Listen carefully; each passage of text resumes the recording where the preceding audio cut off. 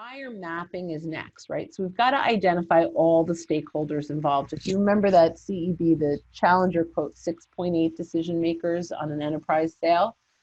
So it's really important that you go through and identify every title that you're touching. Now, we say decision makers. They're also influencers, right? So that's why I use the word like stakeholders. Who gets involved in the conversations pre-sale? Even post-sale, you know, but the pre-sale at this point is what matters most because this is about prospecting really. But you want to make sure that you are identifying every single one of these folks, and you want to record the titles and the keywords from their profiles. So there's just a little bit of this upfront, like, are we looking at specific industries? Is it geographic locations?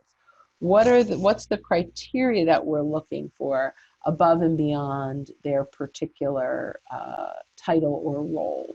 And so we can really start to narrow down and create the ideal list.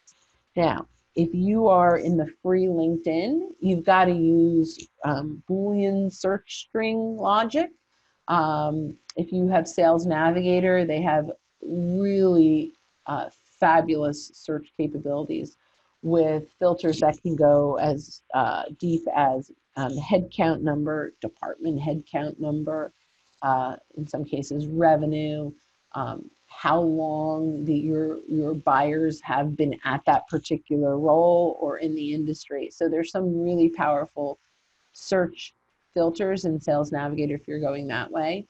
But honestly, the free offers quite a bit to help us to determine our ideal buyer mapping, our ideal string, right? So we're going to, I went way ahead, right? And the other thing with buyer mapping, as long as we're doing this research, we want to pinpoint the business challenge for each of these stakeholders.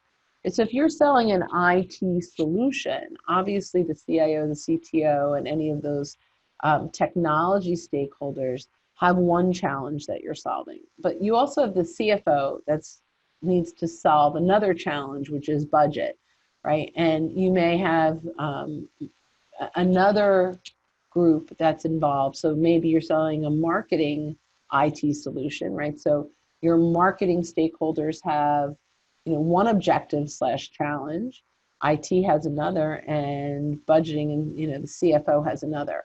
So as we're building out all of those stakeholders, starting to identify the challenge for each of them that you solve can be really helpful. And that's going to move us when we get to content. It's really going to help us to develop the right content for the right buyer.